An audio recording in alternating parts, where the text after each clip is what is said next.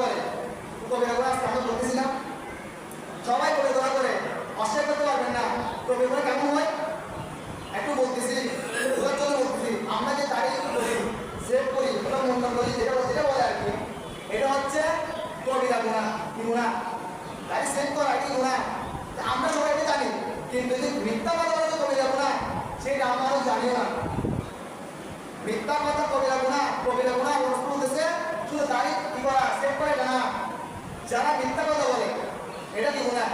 কবিরা গুনাহ। তো কবিরা গুনাহ করলে কি হয়ে যায়?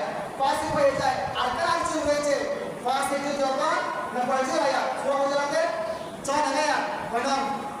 সূরা হুজুরাতের 6 নম্বর আয়াত আল্লাহ বলেছেন কি, যদি কোনো ফাসিক ব্যক্তি কোনো মুমিনের কাছে যদি নিয়ে আসে, কোনো সংবাদ নিয়ে আসে, অথবা কোনো একটা গুরুত্বপূর্ণ কথা নিয়ে আসে, বুদ্ধি নিয়ে আসে, পরামর্শ নিয়ে আসে, তোমরা সাথে সাথে তা গ্রহণ করবে না, আগে করবে যাচাই বাছাই করবা। এটা কেন বললাম?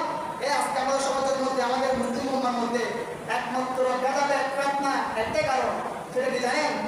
আমরা কোনো কেউ কিছু বললে যাচাই ছাড়া বাছাই ছাড়া আমল করি, গ্রহণ করি, সে কেন বলবে? তার বিরুদ্ধে একটা বক্তব্য দিয়ে দিই, তার বিরুদ্ধে আমরা একটা ফেসবুক স্ট্যাটাস দিয়ে দিই, তার বিরুদ্ধে আমরা অ্যাকশন নিয়ে ফেলি।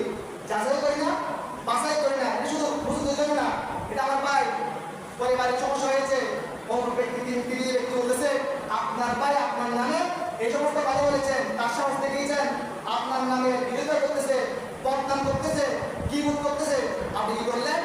মুহূর্তের মধ্যে তার কথাটা আমল করলেন, নিয়ে আপনার ভাইয়ের বিরুদ্ধে আরেকটা তাকে বললেন।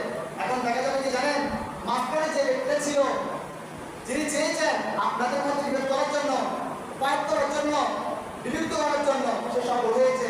আপনারা ওই যে আল্লাহর কাছে যে আয়াতটা বুঝে গিয়েছেন, সূরা হুজুরাতের 6 নম্বর আয়াত বলছে কি, কোন ফাসিক ব্যক্তি যখন খবর নিয়ে আসবে, সংবাদ নিয়ে আসবে, আপনারা তা আমল করবেন না। ওই আপনি আমল করার কারণে আপনার মনের মধ্যে হিংসুতাবোধ, অহংকার, ফিতনা ফাসাদ বেড়ে যাওয়ার কারণে আপনার ভাইয়ের সাথে, বোনের সাথে, পরিবারের সাথে দূরত্ব সৃষ্টি হচ্ছে।